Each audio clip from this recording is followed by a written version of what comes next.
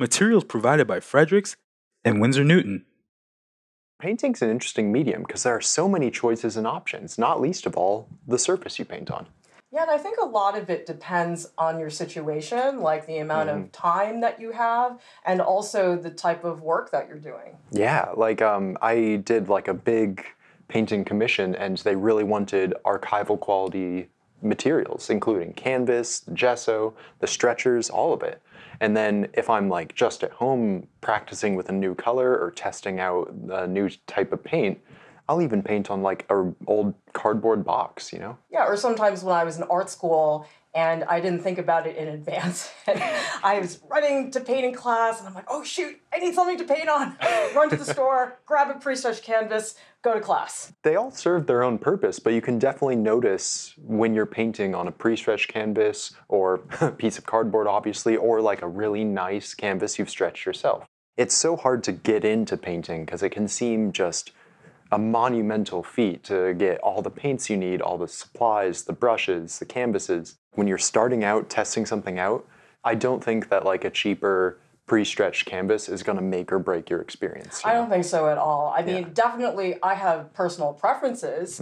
Like, for example, I tend to really like Rabbitskin Glue and oil primer, but whenever I'm teaching a beginning painting class, I don't start with that because it's overwhelming. There were so many painting classes where like you start off and the like supply list is just like, oh, I'm sorry, what? Long. You're gonna like break the bank just buying the basic supplies. And I would say if you're just dipping your feet into the water, I don't think it's worth it to stretch your own canvas. I think just a pre-stretched canvas, that's totally sufficient for your needs. I really think it's people who are concerned about the archival nature of their work, if it's going to last long term, that's when you really need to spend time on it. And some of these processes take a long time. Oh, yeah. Oil primer takes like 2 weeks to dry.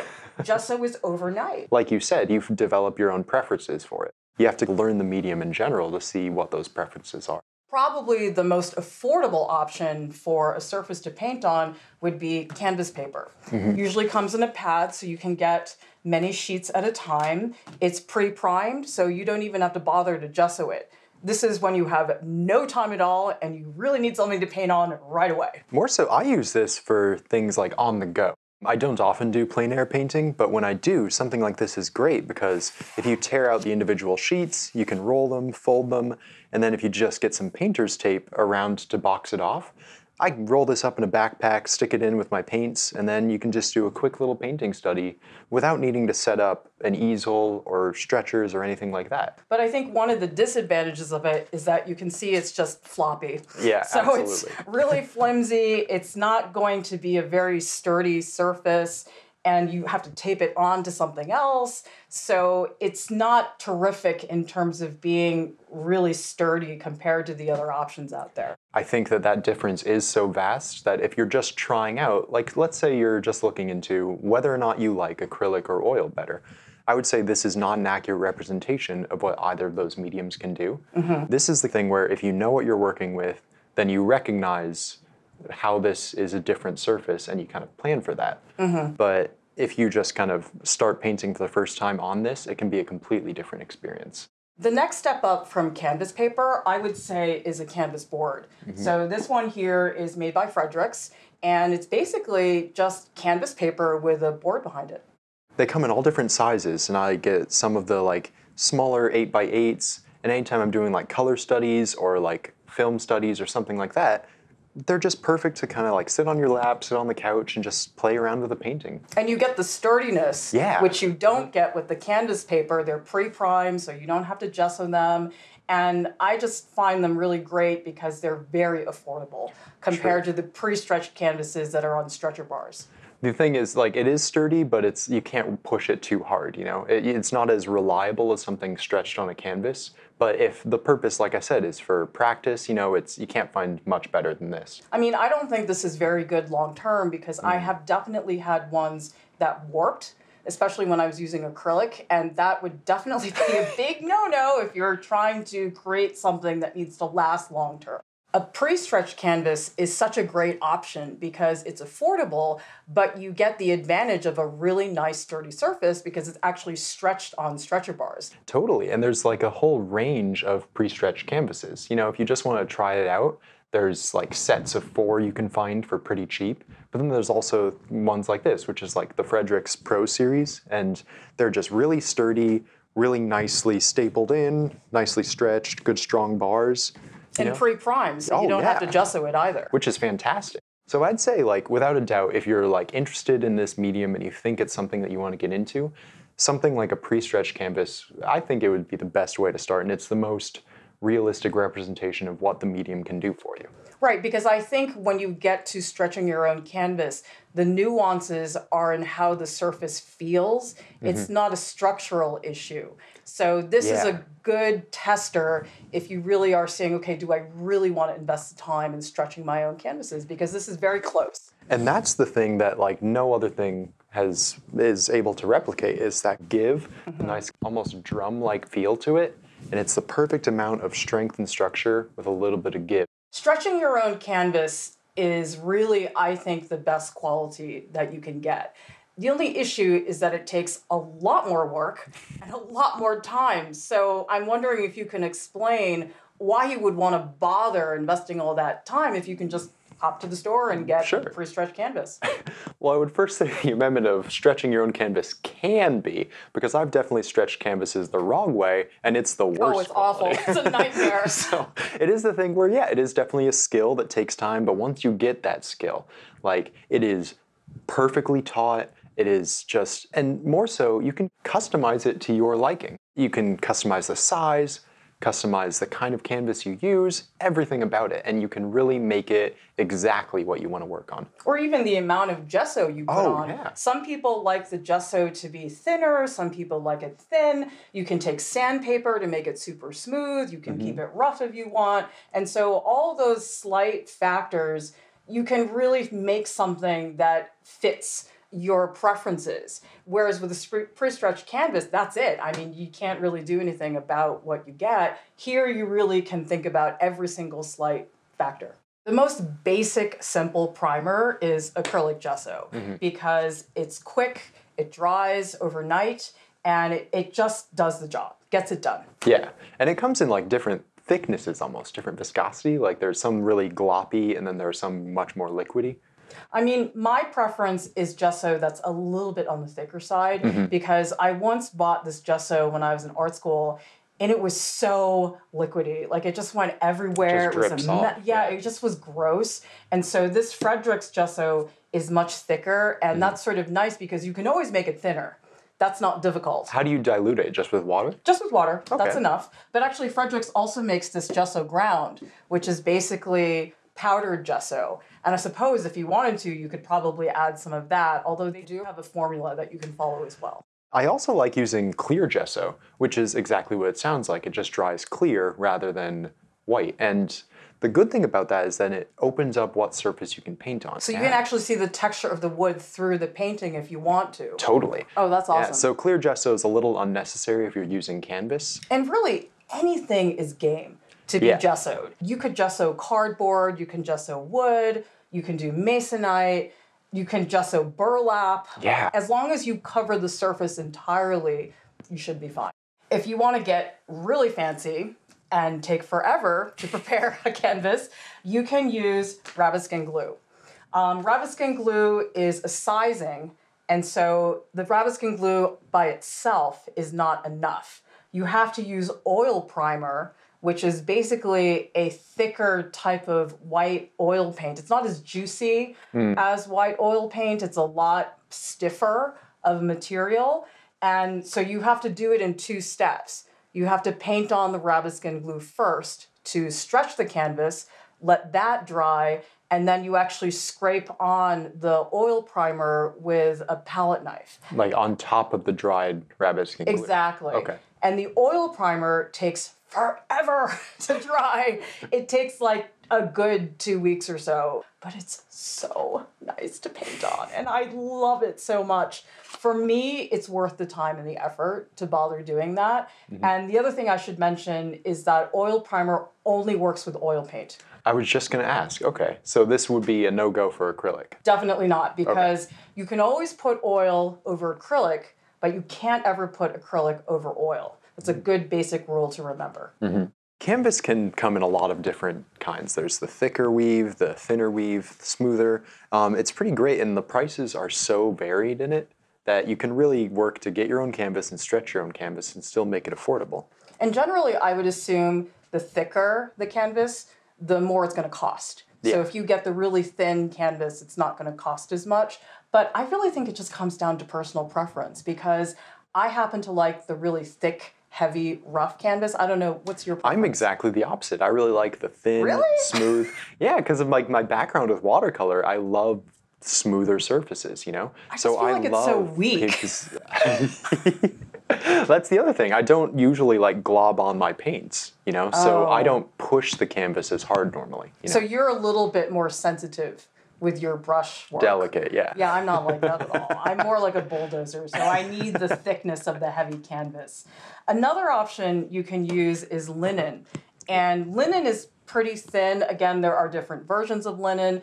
The one thing to know about linen is that it's pricey. It's so pricey that I have very little experience painting on it, because when I was in art school, I was on a budget and I just really couldn't afford to paint on the linen. But it's beautiful. Yeah. And there's something about the way your brush just glides across the surface. It's not like it's extremely smooth, but it's just a beautiful feeling in your brush you can get with linen.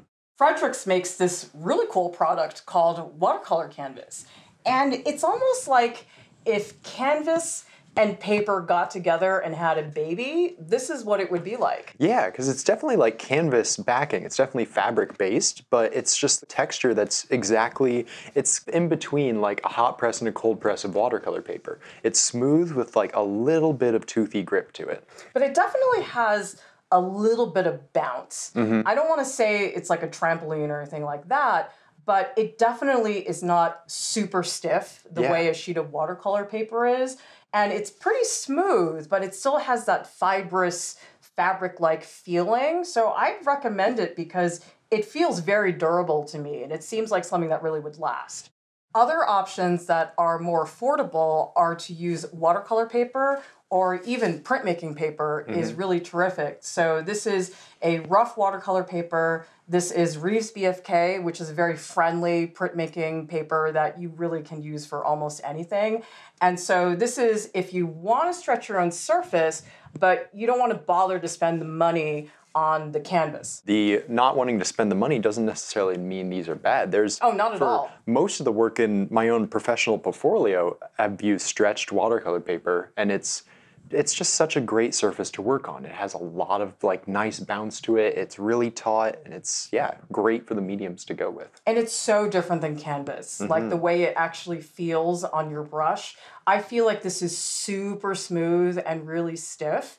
And this feels a little bit more warm and fuzzy, I suppose. So it depends on your preference, because you being somebody who paints more thinly, I would guess you probably like this better. Whereas I'm a thicker painter, I tend to like the fibrous surface a lot more. So there's a subtle difference between like Masonite and just plain wood.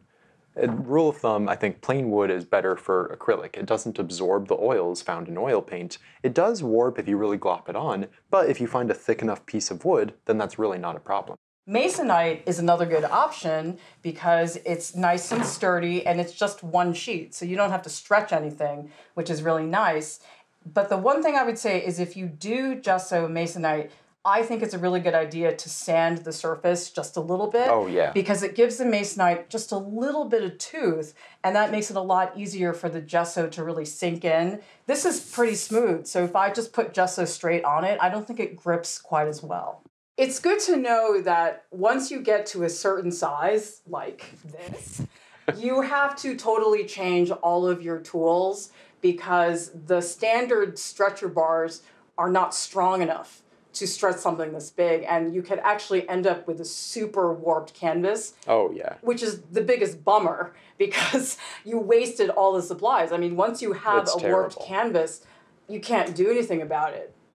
If this is your first big canvas you're stretching, practice on the cheapest canvas you can find. Like, don't use a whole piece of linen on this because of that room for air. Exactly. And I would actually argue it would be good to stretch a canvas that's maybe 24 by 36 first, because stretching a canvas this big, this is a commitment. Oh, yeah. This is so expensive to do. You got to pay for heavy duty stretcher bars. You got to put on these cross braces. You have to get the quantity of canvas to do this. And so this is not a really cheap investment. I mean, it's a lot of time and a lot of energy and a lot of materials. So if you've never stretched a big one before, don't start with 5 feet by 6 feet. Start with something a lot more manageable. As cool as it is and as nice as it is to imagine like painting on such a massive surface, if it's not something you're used to, practice first. And I would even say if you can afford it,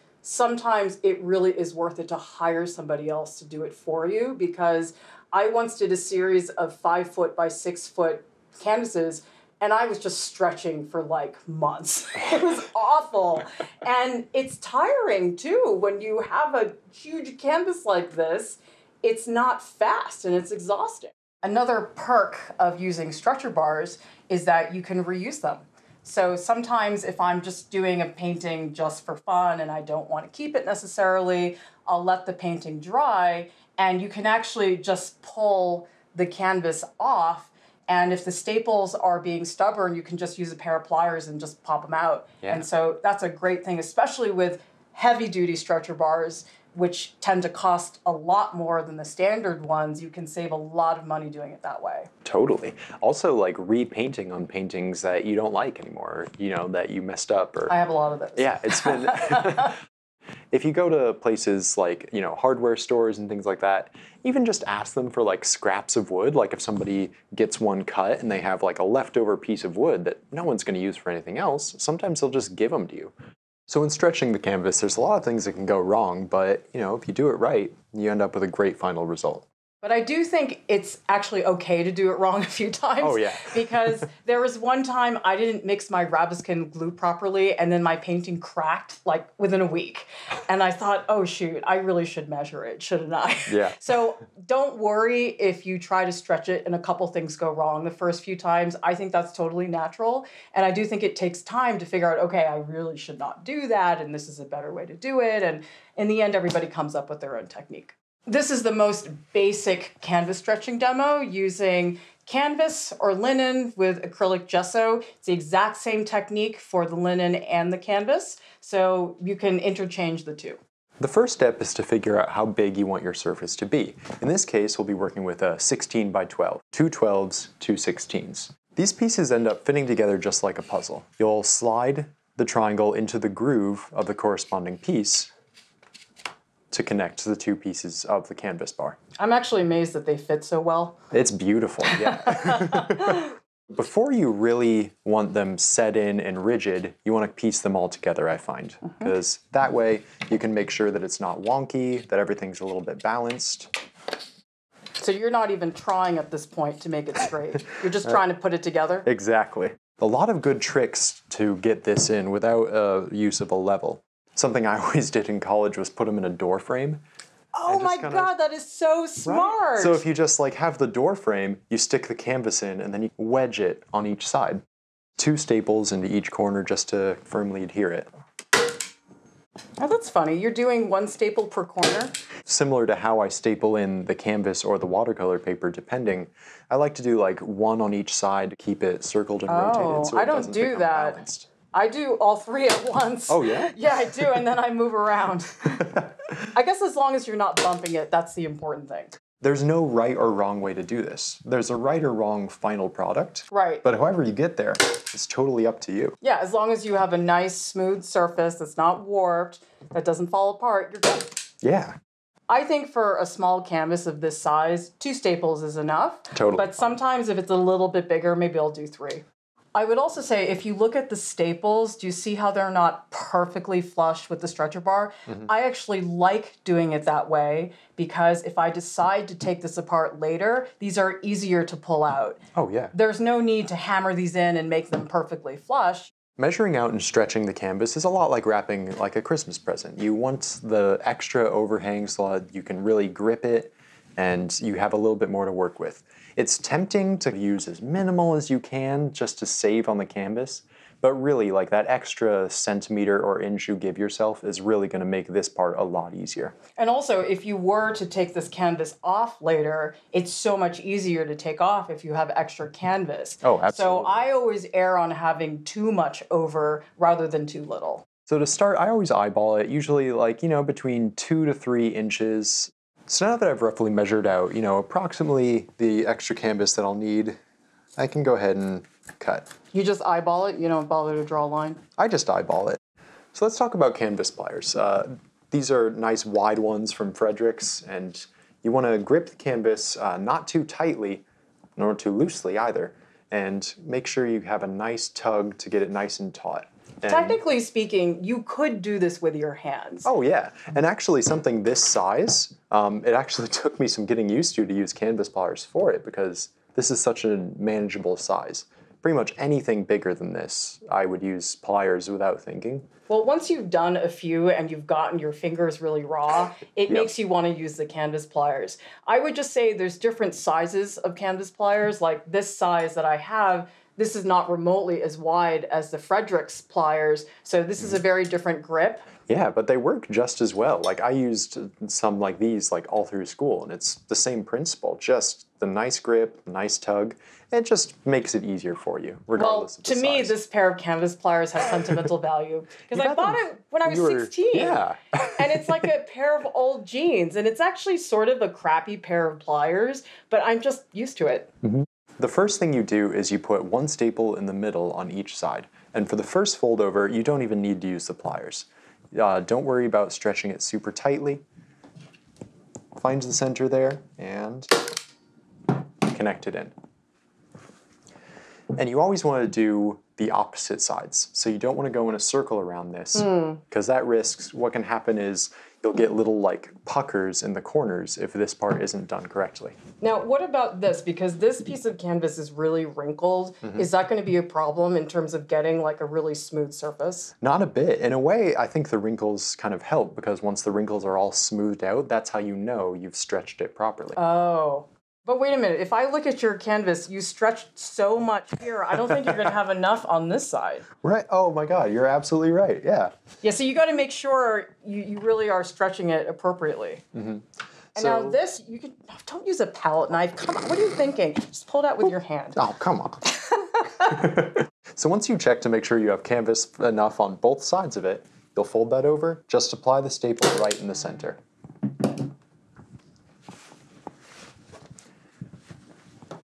Now, how do you know how hard to pull with the canvas pliers? Like, are you using every muscle in your body, or is it more nuanced than that? It's a little more nuanced. Like, you definitely want to give it a nice tug. You want it to be taut, like a drum, kind of. But you don't want to get to the point where you're, ripping the canvas or anything like that. Okay. So for the last one, pull it taut, hold it in place. Don't staple your thumb. Have you ever done that? There we go. I never have. All right, so now we have the canvas so that we have one staple in the middle of each stretcher bar. And that's what you have to do first. Yeah, and you have to start this way. And now, essentially, you follow that same framework, but you'll just do like 2 staples on each side, switch to the opposite, 2 staples, until you're at all the corners. So now I've gotten to the corners, I'm ready to fold. And this is the only part that's a little bit different. Hey, that's exactly how I do it. Oh, really? I thought you did it differently. I mean, there are so many different ways to do it. Like I've seen people do it, they for some reason like the back to look nice and neat. Like yeah, but that. the back doesn't matter. Exactly, yeah, which is why I'm not worried about the organization of these staples. Yeah, your staples are really crooked. Mine are nice and neat. Yours are all over the place. So yeah, you just make it nice, smooth, and folded. And the key is, you see how when the corner's folded, there's no divot or pucker or anything? Once that's there and smoothed flat, and you make sure that it looks good on the front, just give it a couple staples in there just to secure it. So in the end, you end up with this nice diagonal on the corner, and then if you did the job right, you got a nice clean corner.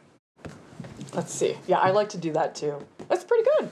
How many coats of gesso do you do? I do 2. The first one, I always dilute with a lot of water, so it's very thin. And then the second one is nice and thick. Oh, I usually use 2 as well, but I don't so much do it like light and then thick. I do like 2 coats of about the same consistency, like a little like eggnog thickness. Oh, I guess so it all evens out between the 2 of us. Yeah, yeah. There's lots of different kinds of gesso you can get of different consistencies.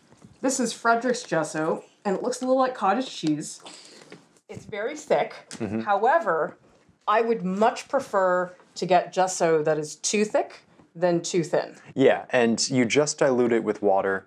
Like in this case, like I just put some water in it and it's a little too wet, so that's why Clara added the extra dollop of the gesso. What consistency do you like? Is it like pancake batter? Yeah, pancake batter, thick homemade eggnog, a little wetter than pudding. I want it to kind of drip, but not be liquidy when it drops out. I always start from the center and work my way out. Do you have a preference when you're applying your gesso? I just put it wherever. I mean, is there a reason why you start from the middle? I always start from the middle just as kind of like to make sure it has a nice even coat and I can like kind of brush it off. I always make sure I'm either in a studio where it doesn't matter or I have like a sheet of plastic where I'm working because it gets on everything. I had a friend in art school who spilled a gallon of gesso onto their living room rug. Oh no. It was really bad. Oh no. That's the end. Now that the gesso's all done, it's important to not forget the edges when you're working on it. The key is if something's unframed, the edges will be visible.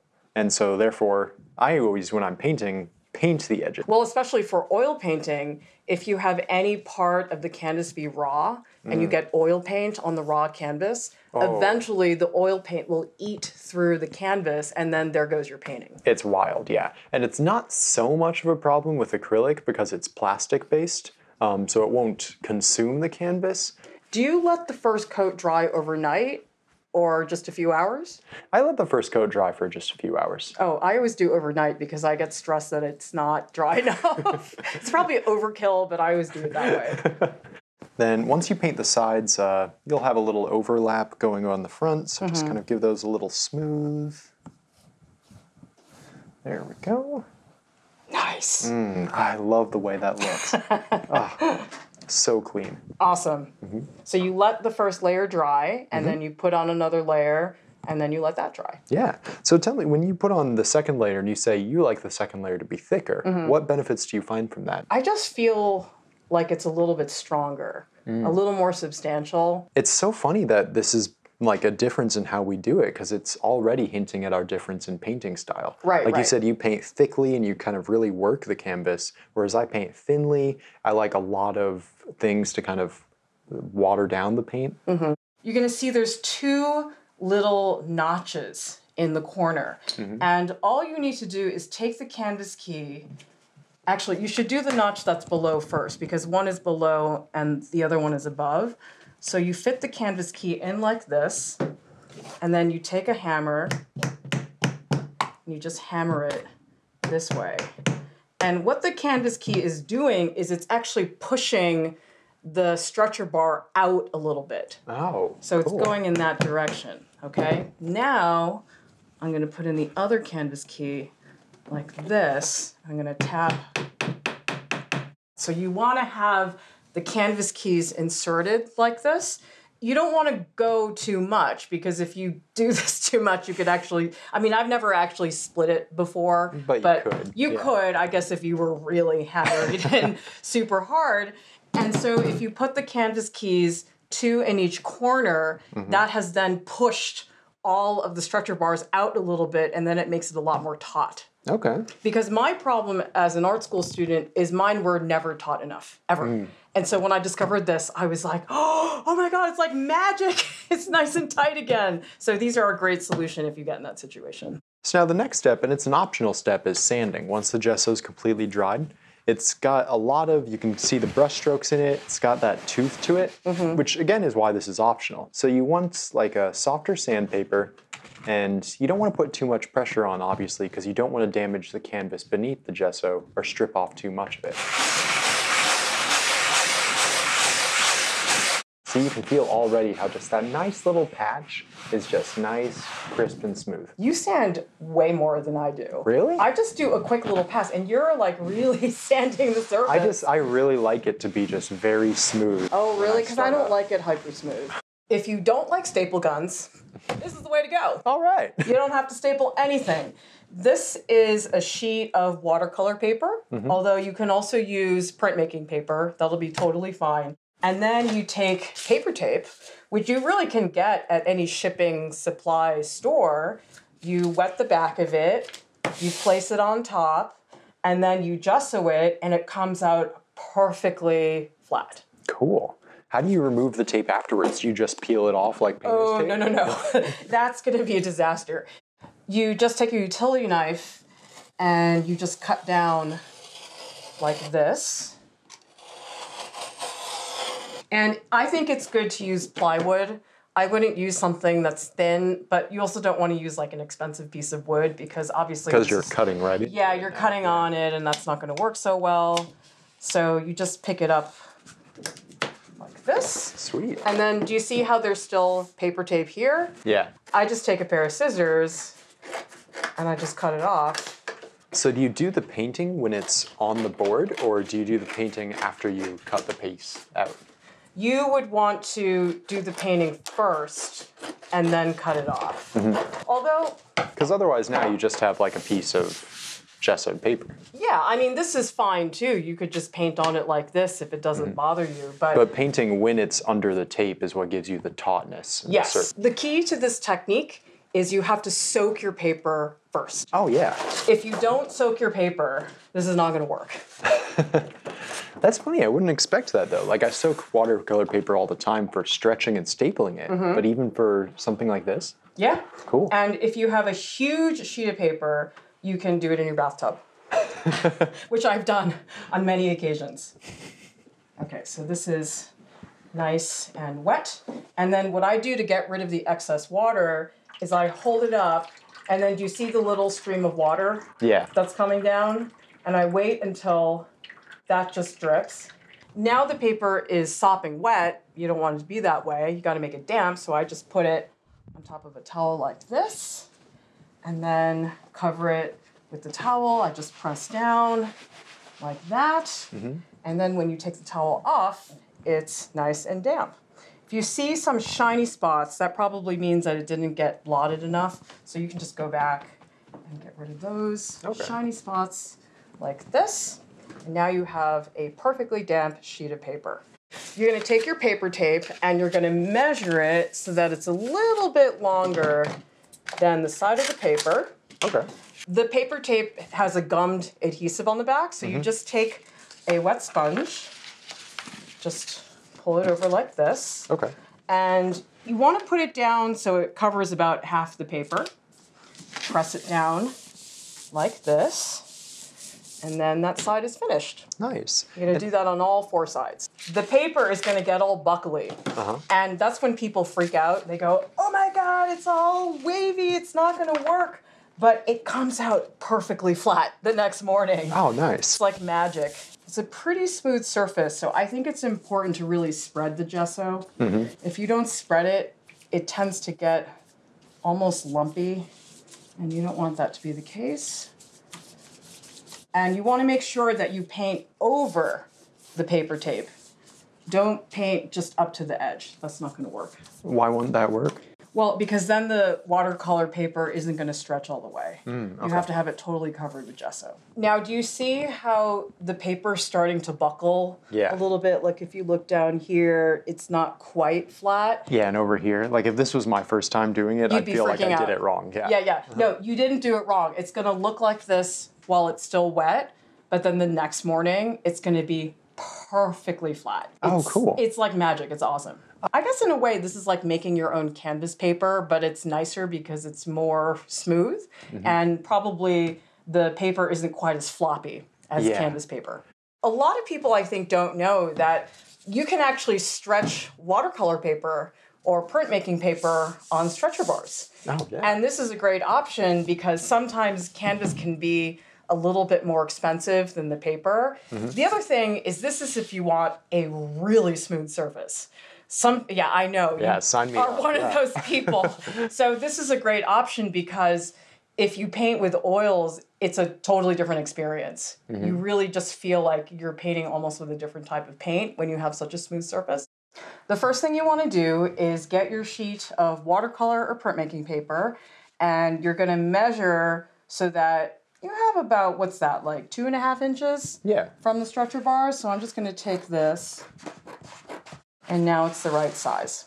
Now you're going to take the paper and you're going to soak it. So you can just take a tray like this, or if you have a bathtub, you can just toss it in the bathtub, and it's going to come out really wet. So you just hold it up like this, let the water run from that bottom corner, and then when it starts dripping, just put it on a regular towel. Put the towel on top because you don't want the paper to be sopping wet when you stretch it. You see shiny spots, it's still a little bit too wet, so I just go in and I dab. And now you have paper that's ready to stretch. All right. Now you want to take your stretcher bar frames and you're going to put it in the center, get your staple gun, you just fold this over nice and carefully. You just stick one staple in the middle. The procedure for stapling is the exact same thing as a canvas, except you don't want to use canvas pliers. Yeah, because that'll just like rip it off. Yeah, And also, watercolor paper is so much more dramatic in its tightening when it dries. Absolutely. You'll also notice that the watercolor paper is just really stiff. It's so different to stretch than canvas. You want to flip to all 4 sides like this. I don't find I'm really stretching much. I'm more folding and stretching just a little bit. And that's mostly because the watercolor paper is just so stiff. It just doesn't want to be pulled. And that's fine. And it will look really wobbly on the front. Oh, it looks terrible on the front. Until it dries. Until it dries, nice and crisp. And then it's going to look fantastic. Folding over the corners is a little bit harder with watercolor paper just because it's stiffer. Oh, and you don't want it to tear or anything? No, so you have to be a little gentle with it. Okay. But it's the exact same fold. I mean, you basically do the fold that we did with the canvas, and you just staple it just like that. It's like bumpy and crappy, and don't worry because it's supposed to be like that. Yeah. And do you see how it's bouncing almost? Yeah. Like it just looks so bad, and you're just gonna stress that it looks horrible. But trust me, it's gonna all stretch out in the end. And again, this is more critical for oil painting. If you're doing acrylic, it's not the end of the world if you don't paint the edges. Look at how it looks That the looks next perfect. day. Yeah. It's awesome. And this really is like a drum. That's nice. It's awesome. And yeah, the surface is so smooth. And you didn't sand this or anything, No, did you? no sanding at all. If you want to get really fancy and do a process that takes forever, try Rabbitskin Glue. Okay. You've sold me. Rabbitskin Glue is basically a sizing that you apply to the canvas. And so this does what gesso does, which is it actually stretches the canvas and makes it nice and flat. So you can see it's like a drum. Yeah. And it's really tight. Yeah. I find That's with gesso that sometimes it's not quite that tight, but with Rabbitskin Glue, it's really taut. So that's one of the reasons I like it so much. And can you paint right on top of this? I guess technically you could, because this does act as a barrier between the paint and the canvas.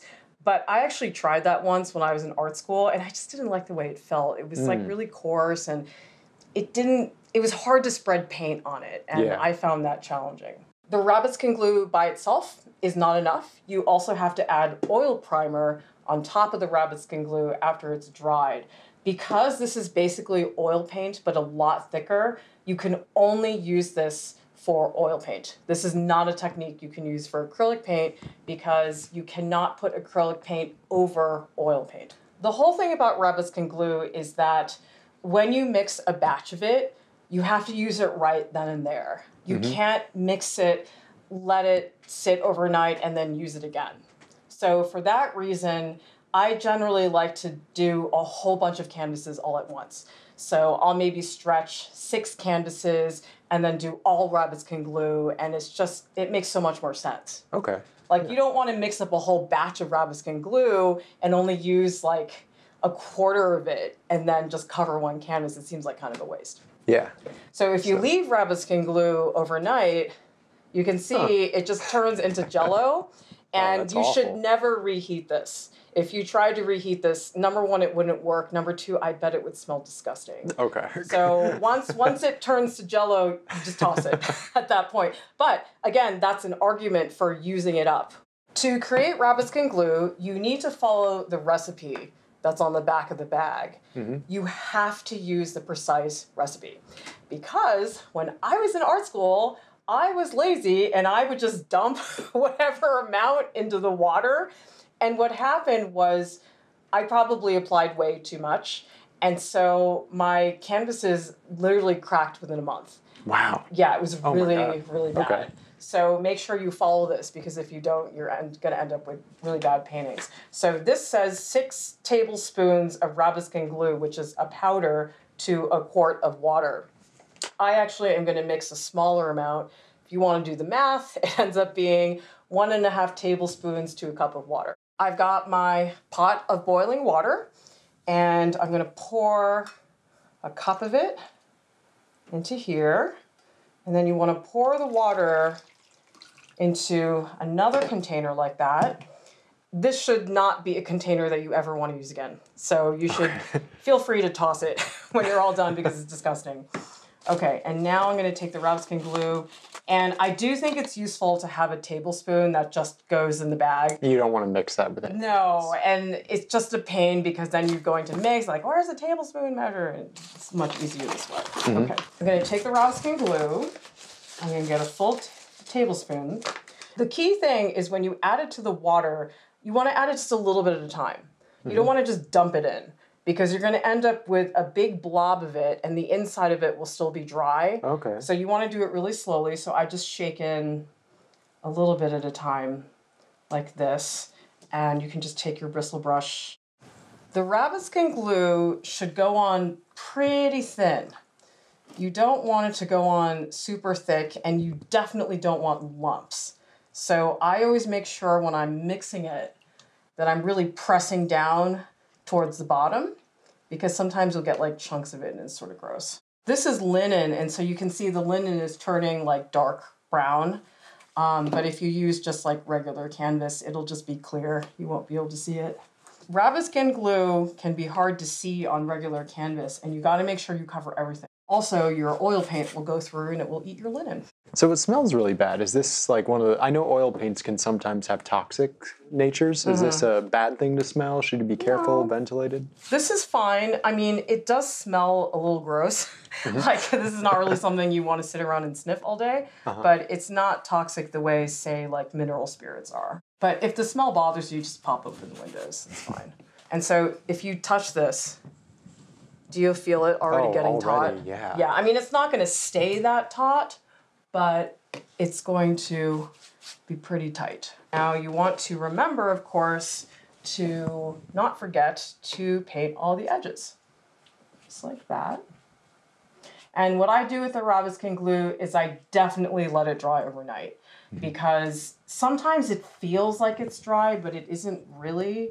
So I just don't want to risk it, and I always let it dry overnight. And you only use one layer, right? That's it, yeah. You only need one layer. So you said the Rabbitskin glue like dries and hardens and you can't use it again. What about cleanup for the rest of it? Can you use this brush again, or is that... Absolutely. Just take the brush, put it in the sink, rinse it out. Should be totally fine to use again. Awesome. You don't, however, want to just leave it on the table, because if you don't wash it, this is then going to get super stiff, and then you won't be able to use the brush again. Now the Rabbitskin glue has dried overnight, and I'm ready to apply the oil primer. The oil primer comes in this big jug, and you can see it's a resealable lid, but you have to make this absolutely tight when you close it. So it's not enough to just press down. You actually have to take a hammer and tap it into place. Wow. Because what happens if it's loose? It all dries out. Oh. And it's horrible because oil primer is not cheap. Yeah. Even for a jug like this, it's quite a lot. And sometimes if the top part of it dries, then you got to like scrape it all out. You end up losing like a quarter of it. It's just very sad. So it sounds like this whole process is like varsity level oil painting, right? Yeah, like this times is, like 100. Okay, so like this is like if you found you love oil painting and you want to take it to the next level. And spend a ton of money at it at the same time. So in theory, because this is so, so tight, you actually have to take a screwdriver to open it like this. Like you can't just pull this off with your hands if you put it in with a hammer, and then eventually you can peel it out like this. You'll also notice that there probably is going to be a piece of paper here that comes with your actual primer. And the reason why is because if you don't have this here with a little bit of linseed oil to make it a bit lubricated, this top layer will just dry no matter what, no matter how thickly you put this on. Oh, because this is essentially like the same material as oil paint, really.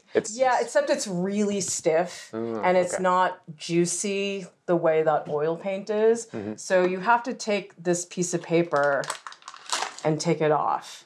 Oil primer is really messy. I really don't recommend just using your bare hands. I always use gloves. Got my gloves on. Now I am ready to take my palette knife and start spreading this across the surface of the Rabbitskin glue. Sometimes it's nice to have two palette knives. So I'll have one to dig out of here, and then I'll have one to spread. The key thing about the oil primer is you don't want to gouge the oil primer. Like you don't want to like dig a little hole into it. You want to keep this top surface nice and flat, so then when you put the paper on top, it fits really nicely. So maintenance is really important for something like this. All right, so you take the oil primer, and you don't want it thick. If you put it on thick, it's terrible. And it will take like 2 years to dry, so you don't want to do that. So I just put a little here. I just spread it with this one a little bit. And then I really like this long palette knife because you can just do this. Oh, awesome. So the long palette knife is really nice for that. And you can see it's sticky, like it's not easy to put on. You do have to be pretty patient. And I think what stinks is if you don't take care of it, you're going to end up with little bits of dried oil paint in there. And then you get like little flakes in the oil primer, which is not fun. So oil paint takes a long time to dry. How about this stuff? How long do you have to let this set before you can start painting? I would say give it 2 weeks to be on the safe side. Okay. Yeah, because you don't want it to be even a little wet. That would be really a bad situation. So I'm just always really conservative. But basically, when it's dry to the touch, it's ready to go. Cool. And so since this process is so much more involved and with so much more expensive materials than regular gesso, what are some of the benefits of going this route? Oil primer is just beautiful to paint on. It's just like, I don't know, it's one of those things like once you've painted on oil primer, you can't go back to gesso. It's just like the gesso feels like plastic to me, and this is just really, really sensitive as a surface. And I mean, it makes sense. If you're going to paint in oil, if you have an oil ground, it is more similar. So you can see here, there's little flakes of dried paint in there, and you can just scrape those out, which is not a problem. And it's also important, I think, to scrape in different directions, because if you only scrape in one direction, you're in trouble. You're probably looking at this thinking, God, why would anybody do this? Your words, not mine. Yeah. Once I'm getting close to really covering the whole thing, I like to really scrape my palette knife super clean, and I just do like a basic scraping over the whole thing, because again, you don't want oil primer to be thick. You want it to be really thin, and so this final scraping, I find it just gets rid of extra little spots that you don't want. And then also clean up your edges a little bit as well. Do you see how there's extra oil primer that's sort of sticky and gross on the edge of the canvas? What I like to do is I just take a cotton rag and I just make it smooth like this. It's just a little thing. I mean, it's not required. You can certainly get away with not doing this, but I just feel like it looks nicer. Makes it so your edges... And you don't have to put the oil primer all on the edge of the paint? No, actually you don't. Oh. You don't want to do that because the Rabbitskin Glue is protecting those edges from the oil paint. Oh, awesome. The oil primer is the same thing as oil paint. If there is no Rabbitskin Glue, the oil primer would eat through the canvas. Okay. But this is one of the few surfaces where you don't want to paint the sides with the oil primer. And so then when you're all finished, you let it sit for 2 weeks. And then it's perfectly dry and you're ready to go. When you're closing up the oil primer, first of all, you want to take a palette knife and make this top part as flat and smooth as you can. Okay. Because that just makes it easier to put the paper on top. And what I like to do as well is just pour like maybe just a little drop or two of linseed oil, and I just take my finger, wearing a glove, of course, and I just dab the linseed oil all over the entire surface of the oil primer. And so the linseed oil is a nice lubricant so that when I put the paper on top, next time I open it up, the paper just peels right off. Because I could put this in right now, but you can see I didn't do it before. So now you see the oil primer, but now you can take this, stick it inside, press it down. This will prevent a dried out area from forming. I'm gonna take this, stick it in. Your hammer? Yeah, why don't you do it? You tap the edge. Good. And now it's ready to go. When you're doing a larger painting, heavy-duty stretcher bars are the way to go. The cutoff is, what would you say, about 24 inches? 24 inches. 18 by 24, I think is totally okay for standard. But once you start hitting 24 or 30, you definitely want to switch to heavy duty. Yeah, and that's applying for all of the sides. Like if you're, say, doing like a very short but long, say like 6 inch by 30.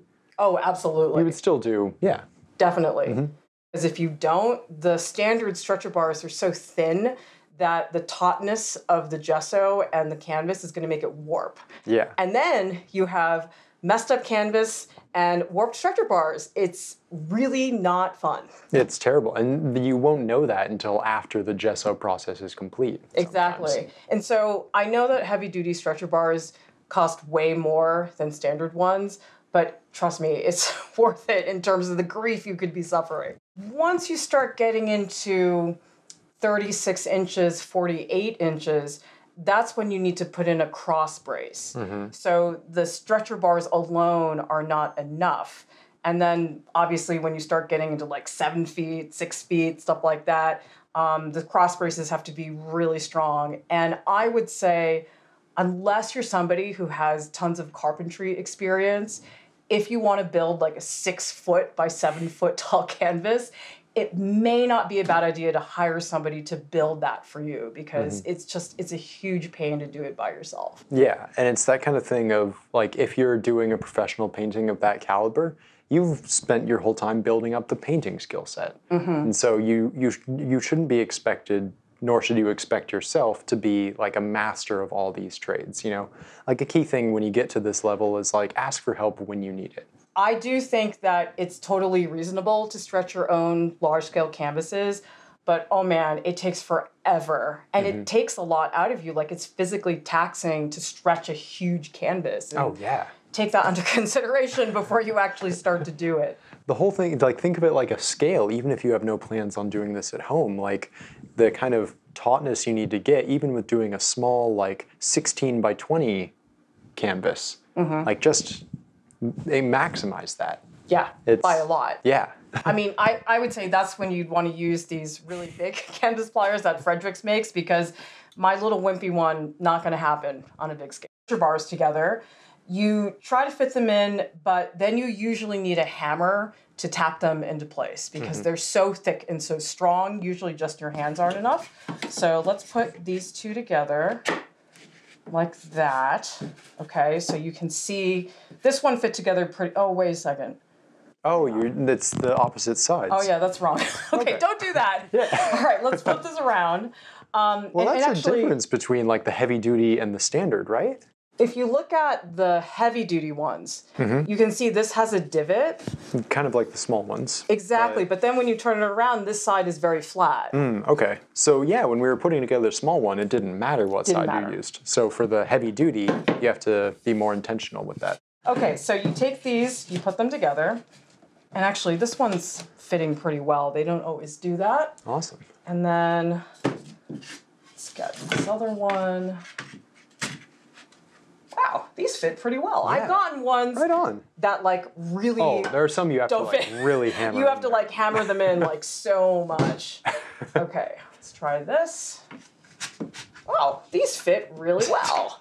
I guess Fredericks did a good job. Nice. Sometimes a hammer's good anyway. Like this had no trouble fitting in, but if I want to just tap it into place, sometimes that's a lot easier than just using my hands. So I'll just tap it like that.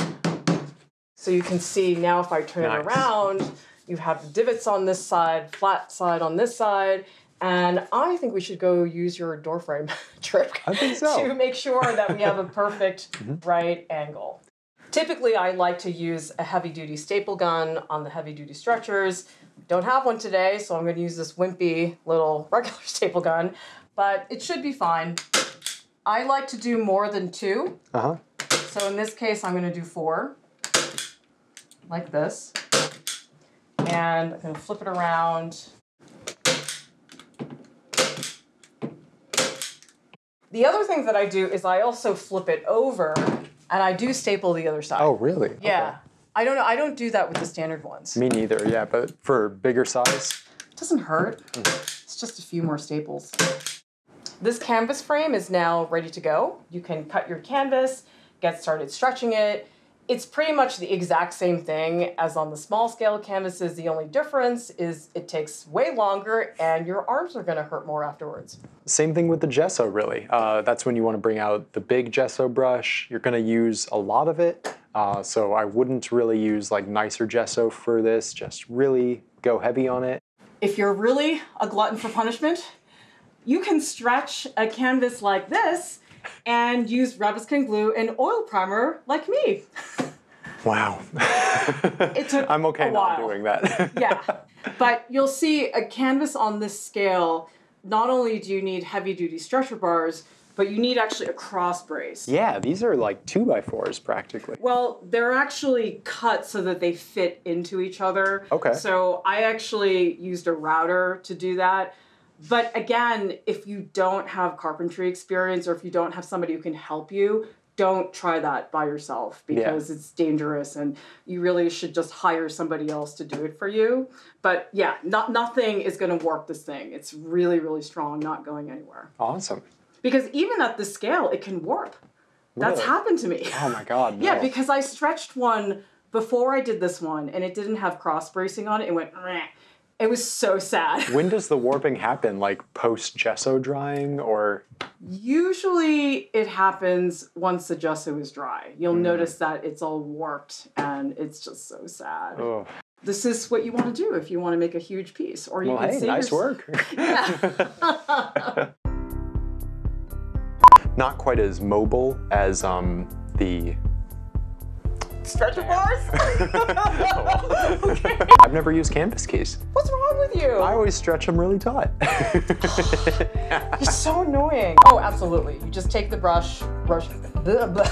Okay. Man, like the penny saving part of me is like, like oh, right and up to you the edge. can just go right there. But